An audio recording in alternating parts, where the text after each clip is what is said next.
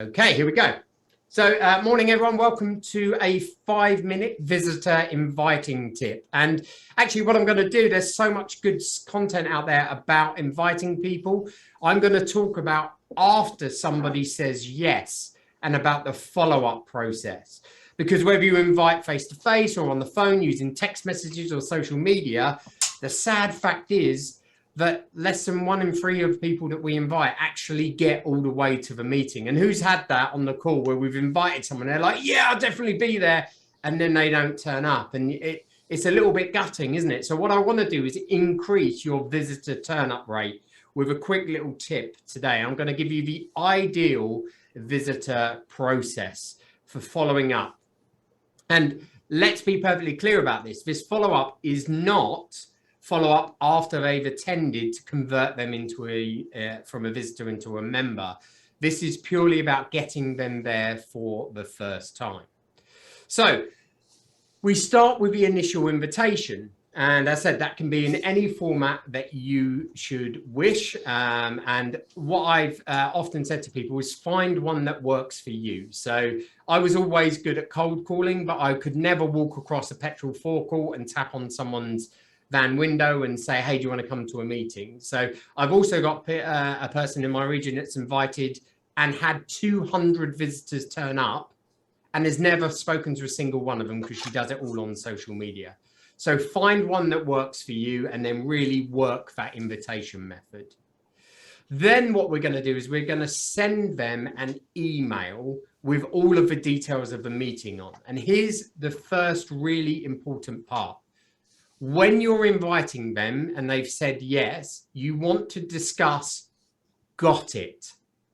Now, that sounds really weird, but all you're going to say is, Ian, really looking forward to seeing you. I'm glad you can make my meeting. What I'm going to do is send you an email with all of the details on it. And I just want you to respond with got it. Don't worry about dear Greg and how are you or anything like that. I just need to know that the email's got to you. Otherwise, I'm going to worry about it. So just come back with got it. Is that okay? And Ian will go, yeah, no problem at all. So I send an email similar to this. So dear Ian, great pleasure to invite you. Here are all the details, blah, blah, blah, blah, blah. And in the bottom in blue, you can see that line. Please reply with got it. So I know the invite has arrived. And I get hundreds of emails back with just those 2 words, got it. No dear Greg, no anything like that, just straight back. And what you've done there is you've started the process. You've asked your visitor to do something and they've done it. It also allows you to make sure that the email has got there, because sometimes these things go into spam or junk. And if you haven't had got it within 24 hours, you can go back to them again. So that's number 1. That's for got it after the email. Then I want you to send another email. And here's what this will look like. You email your chapter and you blind copy in your visitor, because at this stage, we don't know if your visitor wants all of their details shared.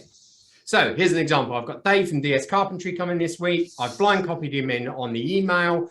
So he's got all of your contact details. Have a think about any bespoke carpentry referrals we may have for him.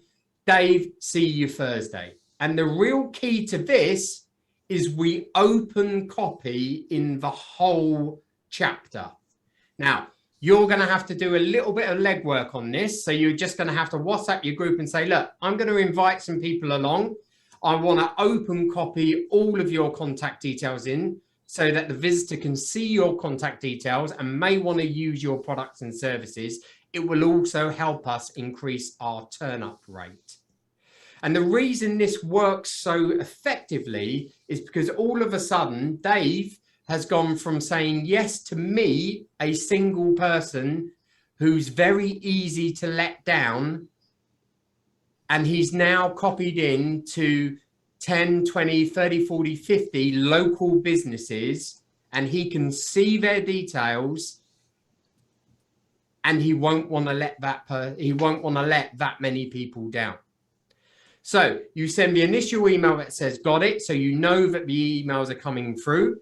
You send an email similar to this, announcing the fact that you've got a visitor attending, and you open copy in the rest of your chapter, the rest of your core group or your active chapter, whatever it may be. And then that way, your visitor isn't just responsible for turning up to you, but also to the rest of your chapter.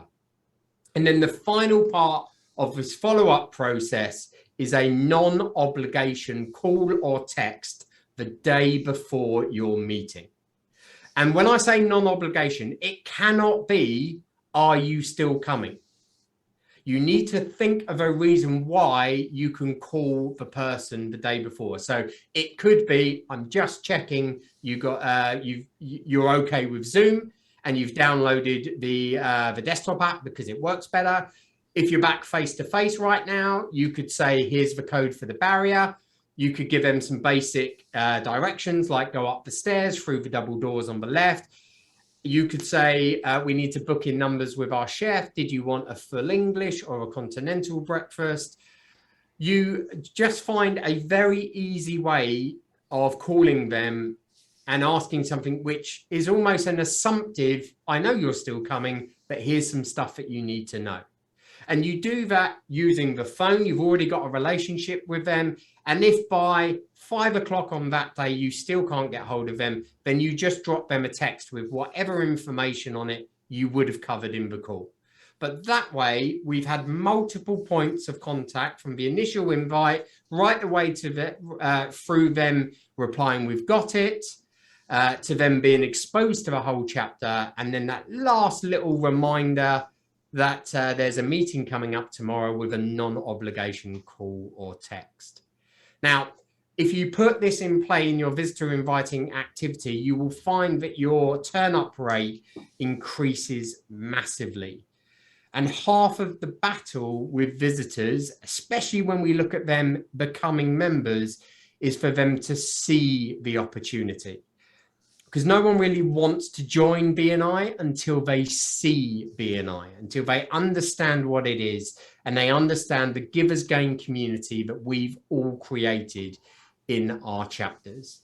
So by inviting, getting response, we've got it, exposing to the chapter, and then just dropping them a little reminder the day before with a non-obligation call or text, we're going to increase that turn-up rate massively.